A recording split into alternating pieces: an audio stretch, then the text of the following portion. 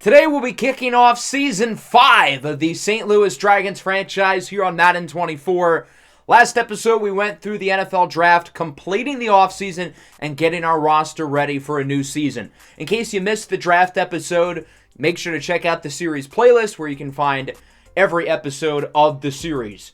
It was pass rusher dominance at the top with 87 overall, Dean McKennedy going number 1. We had 2 quarterbacks in the first round with Ty Poland going to the Steelers, who moved up to 3, and Irwin Dundee going at 6 to the Raiders.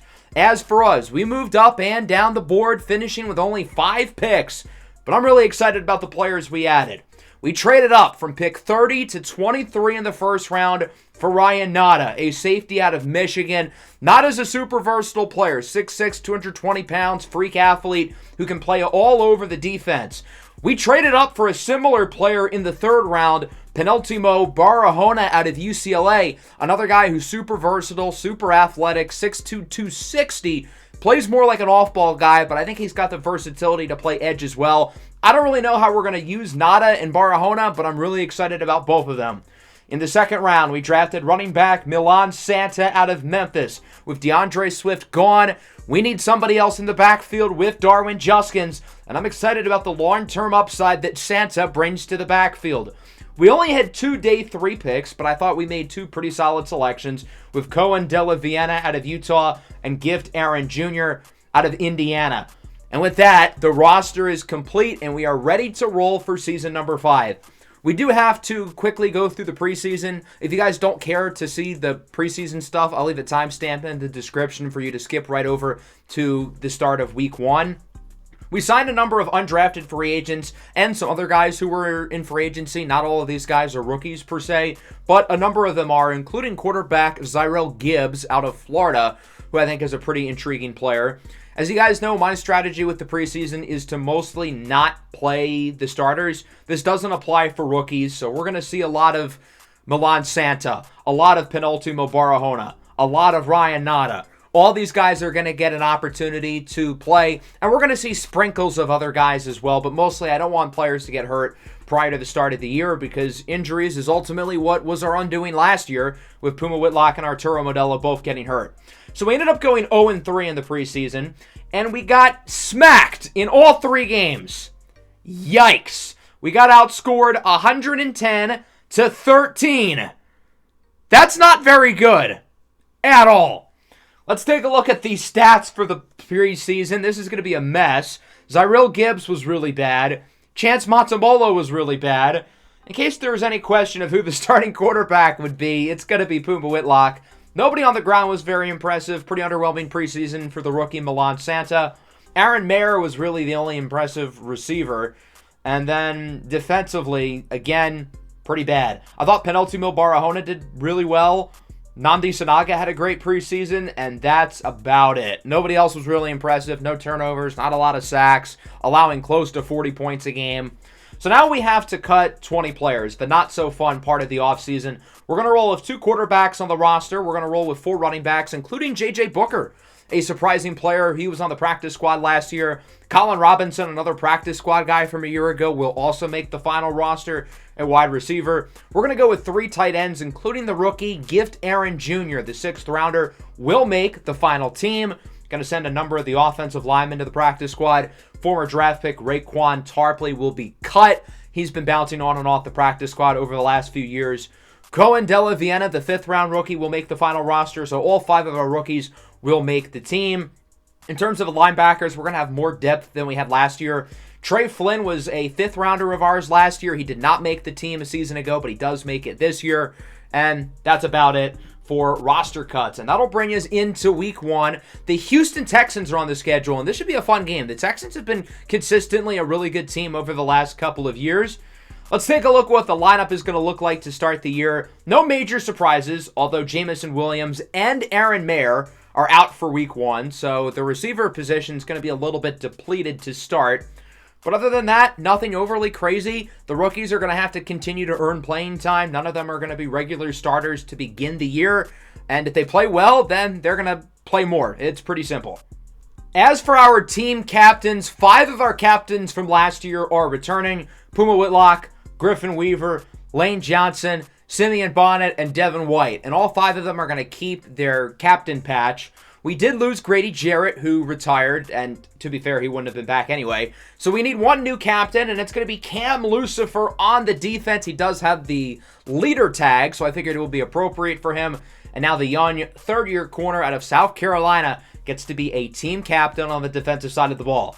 As for the team goal, I think this team has the talent to make a big run, and I feel like it would be unfair to make the goal anything other than winning the Super Bowl. As we take a look at the schedule, we have 8 primetime games. The NFL world clearly wants to see us in action. Our game today is not a primetime game, but it might as well be. 2 of the better teams in the NFL facing off in Week 1. Let's take a look at this Texans roster, who has plenty of talent, and that includes quarterback Coleridge, Bernard, Stroud the 4th out of Ohio State. C.J. Stroud is entering his 5th NFL season. He's coming off a career year last year where he was fantastic. The Texans have been consistent winners with him at quarterback. He is not under contract past this year, though, which is quite fascinating. I'm a little surprised they haven't paid him yet. They have some good skill position guys, including a number of rookies at wide receiver. Brandon Ayuk, though, of course, will be the name to watch. And then their defense is great as well. Very strong defensive line with Anderson and Stalin. Really good secondary led by Stingley and Smalling. Their defense was one of the best in the NFL last year, and so I think that's what we have to focus on. I want to see the offense really produce. Puma Whitlock and Arturo Modelo both coming off of season-ending injuries last year. We need to get the offense going, and I want to see what the run game is going to be able to do. DeAndre Swift's been the lead runner of this team for the last 4 years. He's gone. Now with the Bears, it's up to Darwin Juskin and the rookie Milan Santa to weather the ship. So with that, let's get this show on the road. Week 1 of season number 5 is here. The St. Louis Dragons, coming off their first division title and an NFC Championship appearance, are set to start things off here at home against the Houston Texans. A couple of Buckeyes at quarterback, C.J. Stroud and Puma Whitlock, representing the Ohio State University very well. This is a big year for the Dragons as we've continued to improve in every single season of this series. Will we be able to keep our positive momentum coming, especially with a lot of tough decisions coming over the next couple of years, having to pay a lot of guys, particularly Puma Whitlock, Simeon Bonnet, and Arturo Modelo are all likely to break the bank within the next year or two. This ball is teed off and we are underway with Season 5. As Colin Robinson, who will be taking over kick return duties, takes a knee in the end zone. And we take a look at Puma Whitlock in his 4th season out of the Ohio State.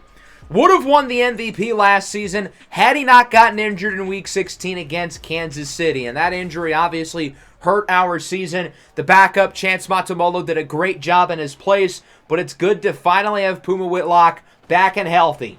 2nd and 5. Quickly goes for Modelo, who gets 19 yards. Modelo 2nd in the NFL in receptions last year, 2nd in yards, only trailing C.D. Lamb. And with no Jamison Williams today, Modelo's going to have a bigger role than ever. Case in point, Modelo with another first down. He's got all 3 receptions today for 36 yards. These 2 are picking up right where they left off from last year. And keep in mind, Modelo missed most of the playoffs last year with an injury as well. Here's the rookie, Milan Santa's first NFL carry, and he gets around 12. A big start for Santa, the 2nd-round draft pick out of Memphis, looking to make an early impact here in the offense. 3rd and 14, empty backfield. Puma looking for Modelo once more, but it's incomplete. He's covered by the veteran Charvarius Ward, one of the many former Niners on this squad. DeMeco Ryans has brought a lot of his guys from San Francisco over here to the Texans. 42-yard field goal try for Cameron Dicker. The kicker is up and good. And so the Dragons start this game with a field goal. They lead 3-0. Let's take a look at C.J. Stroud and the Texans offense. 2nd and 10. It's a handoff for Dameon Pierce. Look at the block by 79. That was Owen Popo who got annihilated there. And, of course, Popo playing on the franchise tag this year. $21.2 million, looking to earn a long-term extension. 3rd and 10. Stroud under pressure. He's sacked by Devin White for a loss of 6, and that'll end the drive. The Dragons are paying their 2 top off-ball linebackers $37 million this year. That's a lot for linebacker, but that position's very important to us with how impactful that Popo and White are to the defense.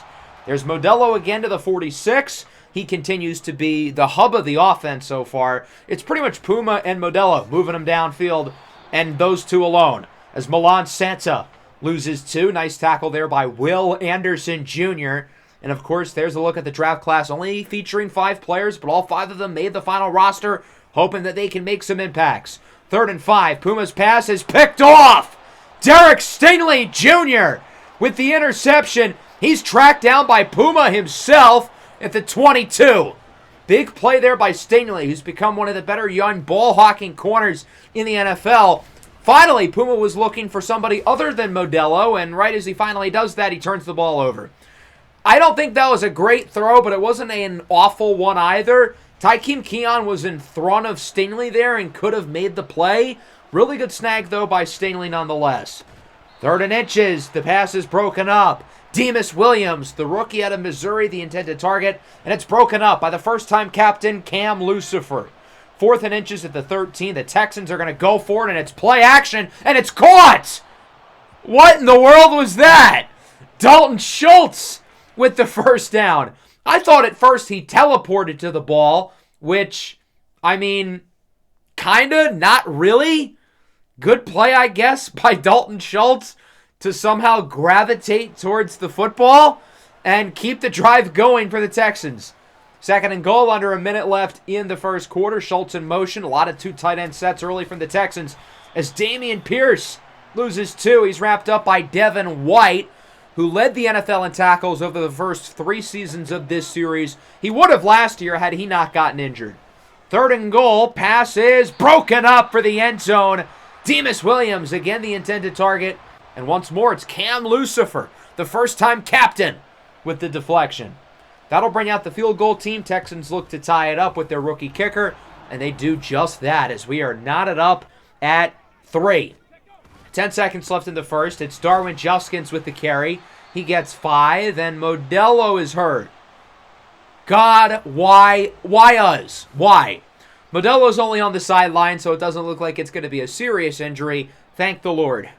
3rd and 5 with 3 seconds left in the first quarter. Play action for Santa. Here's Puma Whitlock on the run, looking for Likely. Not quite. It looked like one of the safeties got a hand on it, and that'll wrap up the first quarter. Tied at 3. I feel like it's been a weird start so far. Neither offense looks very comfortable. To start the second quarter, here's Dameon Pierce. Bounces off a blocker. Breaks the tackle from Saludi. Pierce down the field, and he'll be tracked down all the way at the 6 by Lucifer. A huge run of around 61 yards for Dameon Pierce. Finally, a big offensive play. 2nd and goal, back to Pierce, and he waltzes in for a score, and the Houston Texans take the lead as it's now 10-3, and the Dragons get it back from the 21. Puma Whitlock up the middle, connects with the rookie, Milan Santa, to the 37. Santa's a weapon in the passing game. One of the better pass-catching backs in the class. I think he's going to be able to give good value on 3rd down. Darwin Juskins loses 3. He's wrapped up by Will Anderson, who's had a few plays today in the backfield already on the new addition, Juwan Taylor at right tackle. 3rd and 13. There's Keon out of bounds at the 38-yard line. Obviously, Modelo's gotten the ball a lot, but these other receivers, Keon, Weaver, Likely, they need to step up with no Jameson Williams today. Darwin Juskins loses 2 more. The run game has had absolutely nothing going. That was Quentin Corleone who brings him down. 2nd and 12, play action. Puma on the run, fires for Modelo, who looks even better than he did last year, and he was arguably 2nd for Offensive Player of the Year, and he looks like he's taken a leap up. Even with there being no structure to the offense, Puma Whitlock can go downfield for Modelo because he's going to make a play. Santa loses 2. He's wrapped up by Will Anderson again, who's a little bit banged up. Shouldn't be a serious injury, but that would be a big loss considering how good he's been already today. 3rd and 12. Puma up the middle for Keon. He was open. That's on Puma. You got to make that throw. He had separation. Could have been a touchdown if the throw was on the money. 42-yard field goal try for Dicker is good, and it's now 10-6. Texans back with it, 3rd and 9, under 6 to go in the first half. Here's C.J. Stroud under pressure. Stroud is sacked. B.J. Ojolari leads the way. Devontae Wyatt there as well. Ojulari and Wyatt both having signed extensions this past offseason. As the Dragons run it on 3rd and 2, and they get it. An actual positive run play. If not Juskins or Santa, how about Tornado Davis making the play there? 2nd and 3. Puma looking short for Modelo, who hauls in another one. I think he's got to be at like 7 catches at this point. 6. Okay. Maybe I was reaching a little too far there, but 6 catches for 73 yards, and we're still in the first half, and he missed like a drive worth of snaps. Here's Likely, wide open, and he drops it. That was right in his hands. And that was a possession catch, too. How did he drop that? That's a walk-in touchdown. 3rd and 8. Puma's intercepted. Warrior Femaglesio with the interception. And the Isaiah Likely drop ends up being a 7-point swing. Puma's now thrown 2 interceptions in the first half. And while that was a risky throw, it looked like Weaver had enough space to make the grab. But the linebacker, Warrior Femaglesio, makes an incredible play on the ball. Wow, the Dragons should have scored there in the red zone, but they don't. Texans back with it. Christopher Thompson on the screen gets lit up by Lucifer, who's been all over the field today. He's played a great first half for the defense. 3rd and 6. Stroud looking downfield for Williams, and it's incomplete. Little too much juice on the pass there. Good coverage as well by, again, Cam Lucifer, who continues to look awesome. The Dragons are going to get it with around 30 seconds. They have all 3 timeouts still, looking to add some more points before halftime. 2nd and 4, Puma looking short for Modelo, his 7th catch, unable to get out of bounds until the Dragons use their first timeout. Down to 17 seconds from the 38. Puma Whitlock on the run, has somebody open downfield. Take a guess. Modelo time. Why did he fall in bounds? I think he was trying to go out of bounds, but he just didn't. And the Dragons use a second timeout. Nonetheless, Modelo 8 catches for 117 yards. 2nd and 10. Weaver downfield with a second left. Tackled at the 4. That was a ballsy play call to run another play. And now at the 4-yard line, the Dragons have a decision. Do you kick or do you go for it? You know Coach Piggins. He wants to take the lead with 1 second left in the half.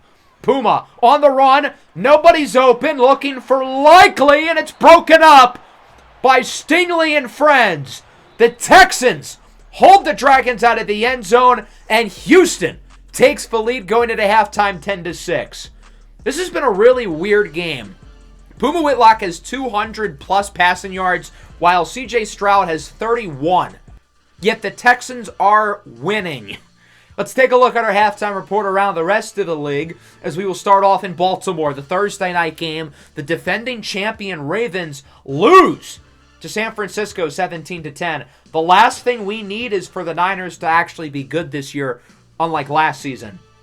Out in Tennessee, new head coach for the Titans. Much of the same, though. They trail 19-0 against New England with this screen touchdown by Julian Calvin off the pass by Mac Jones.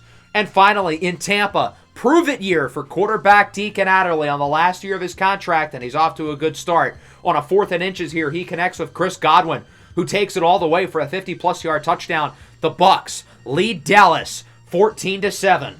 As we go into the second half, there was a lot wrong with that first half. The run game was atrocious. The passing game was kind of there. Puma threw 2 interceptions. I don't think they were either awful plays by him specifically, more so really good defense. But we've had our most success stretching the field vertically. We need to continue to do that in the passing game. And then defensively, we've been awesome. Other than the big run by Dameon Pierce, the defense has been lights out. Lucky for the Texans, they start with the ball and the lead. Stroud checks it down for the running back, Thompson, who is lit up by Samasoni Saluni.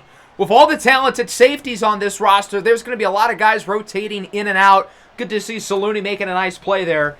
3rd and 3. Stroud is intercepted. Jabril Fofana takes it all the way for a pick 6. And the Dragons score their first touchdown of the game and of the season. Of all the people to score the first touchdown of the year, it's Jabril Fofana, the linebacker, just as we all expected. His 3rd career interception and his 1st career touchdown as he lurks Stroud into throwing it to the running back. And he does an incredible job of selling the play to make it look like the running back's open, just for him not to be. And St. Louis leads it 13-10. Texans back with it. Here's Stroud. He fires for Demas Williams, who gains 11. The rookie out of Missouri with a nice play there for the Texans. Houston looking to rebound off the turnover here as they have it on the 38. Very next play. Stroud is intercepted again. It's Ryan Nada, the rookie out of Michigan. Stiff arms the lineman, and he brings it all the way to the 20. What a play there by Ryan Nada. The Wolverine picks off the Buckeye. And Nada, in his first NFL game, forces a turnover. Again, does a great job of baiting Stroud into thinking number 8, Ito Bowden, was open. And then the best part is the stiff arm here on the center, Sammy Vargas, who was the player drafted directly after Ryan Nada in the first round this year. Weird how things work. So on the first 2 drives of the second half, Stroud throws a pick 6, and then Stroud throws another interception to start the Dragons at the 20. First play of the drive, Darwin Juskins gains 14. Momentum is changing very quickly in this game, as you can see, and St. Louis has another opportunity to add some more points. First and goal. Puma, no time to throw it. He's sacked by Quentin Correale and Will Anderson. It looked like Modelo was going to be open up the middle and Juskins was going to be open in the flat, but Puma couldn't get rid of the ball. He had no time. Third and goal, backed up at the 11. Puma, under more pressure, he's sacked again. Will Anderson has been dominant in this game. He is making Jawan Taylor, the new Dragons right tackle, he's making his day hell. Cameron Dicker does make the field goal, though. Dicker now 3 for 3, and it's 16-10. C.J. Stroud has thrown interceptions on back-to-back drives. He's got to pick it up. First play of the possession, he's nearly intercepted again. I mean, is he throwing with a blindfold? That should have been intercepted if White and Okuda didn't run into each other. 3rd and 10 for the 19. Stroud looking downfield. Finally a big-time throw for C.J. as he connects with Ito Bowden, who brings it to the 48-yard line for a first down. 3rd and 2 now from the 27. Houston's actually starting to get something going here on this possession as Stroud pitches it to Christopher Thompson, who loses 3 to the outside. The reigning Defensive Player of the Year, Simeon Bonnet, brings him down. Quiet start so far for Bonnet. That's really the first big play he's made. 47-yard field goal here for the Texans, and it's a fake! They sell the fake perfectly, but the kicker misses the throw. Houston executed the play about as well as they could have. The receiver was wide open. That could have been at the bare minimum a big play, if not a touchdown, if the kicker doesn't completely miss the throw. And it'll remain 16-10. 3rd and 3. Tykeem Keon Jr. takes a big hit, but he's able to hold on to the ball for a first down. The Dragons haven't really had an actual drive in the third quarter yet as Milan Santa cuts to the outside. Nice move by the rookie. He brings it to the 34. Santa's had a pretty quiet day on the ground, but he has had a couple of really nice runs, including that one. 2nd and 6. Puma on the run. Fires for Isaiah Likely, who's out of bounds at the 21. Going into the fourth quarter, the Dragons outscore the Texans 10-0 into the third, thanks to a pair of interceptions by Jabril Fofana and Ryan Nada. Here's Puma up the middle. Nice run. He brings it to the 9 for a gain of around 11. The Dragons have had some good drives today, but they haven't been able to finish out the job. Still no offensive touchdowns. Puma rolls out to the right. He's sacked again by Anderson. And oh God, Puma Whitlock is injured as Will Anderson's telling him he's too small. Doesn't look like a serious injury for Puma. He's not going to go to the locker room. It looks like his hamstring's hurt. But after the injury scares we had with him last year, that is not ideal. Chance Matamolo in the game, scrambles with it here on 3rd and goal, breaks off a nice run, and he is hit out of bounds at the 6. The Dragons are not going to think about going for it here, being up by 6, as Puma Whitlock has pulled his hamstring. And we're going to learn our lesson from last year. We're going to be a lot more cautious with Puma Whitlock. We're only going to bring him back in the game if we need him. If we're down for whatever reason, which we shouldn't be, considering we're up by 9. Cameron Dicker makes his 4th field goal of the game, and it's now 19-10. Is this a scoregami? It might be. So the Texans have it back. It's now or never, really, for Houston. I get there's 8.5 minutes left, but you got to show something soon, right? Stroud on 3rd and 10 throws it away. 0 for 3 on this possession as Devontae Wyatt is banged up. The Dragons have had a number of guys suffer nagging injuries today, but thankfully, nothing serious yet. Knock on wood. St. Louis gets it back off of the stop as Milan Santa loses a yard. It's Pip Smalling, the second-year safety out of Oklahoma State, who brings him down. 3rd and 9 now. They can't run the ball, so they might as well try to throw it. Keon's wide open as Matamolo didn't see him. He was looking downfield for Isaiah Likely, but Keon in the flat was wide open. Bad miss there by Chance Matamolo, and the Texans get it back. 5.5 to go. Still down by 9. Stroud looking to move things quickly as he fires for Tank Dell, who's been pretty quiet today. Brandon Ayuk as well has also been really quiet. Ito Bowden, the tight end, has probably been their best receiver. On 1st down, up the middle. Nice catch there by Demus Williams, who gets it to the 29-yard line. Now the Texans' offense finally looks like they're in business after getting nothing going for the entire second half. 1st and 18 after a block in the back call against the rookie Williams, who's going to be targeted here, and he comes down with a toe tap grab, making up for the penalty. A great play by Demus Williams. That might be Cam Lucifer's first bad play of the game. He misplays the ball. Other than that, he's been fantastic, though, as the young running back Colton Collier finishes the drive with a Texans touchdown, and they bring it within 2. So now the Dragons are going to have to chew some clock. Problem is they have not ran the ball well at all today. Chance Matamolo will stay in the game, being that there's probably going to be a lot of handoffs here. So I don't think there's a good reason to have Puma Whitlock come back. On 1st down, it's Darwin Juskins. Gets room, and he gets 9, although he is pushed out of bounds, but still a good start to the drive. It's nice seen as getting strong gains. Here's Milan Santa. Loses 2, courteous of Will Anderson. I think Milan Santa's had more plays where he's gone backwards today than forwards. Part of it might be his fault a little bit, but another part of it is that Will Anderson is not human. 3rd and 3, RPO for Keon, and he does not get it. Derek Stingley with the tackle, and so the Texans do get the stop. They don't have to burn any of their timeouts, and they'll get the ball back down by 2. All they need is a field goal to take the lead. Can C.J. Stroud and the offense put the Texans ahead? Stroud up the middle, hard hit, but Ayuk hangs onto it as Tank Dell is now banged up for the Texans. 2nd and 8, following the 2-minute warning from the 48. Stroud looks to throw it, has a wide open man downfield, and they are in field goal range. It's Ito Bowden to the 35. Houston's got to be smart with the clock here. Stroud is intercepted! Jabril Fofana picks off another one! His 2nd interception of the game! And the Dragons may have just iced it.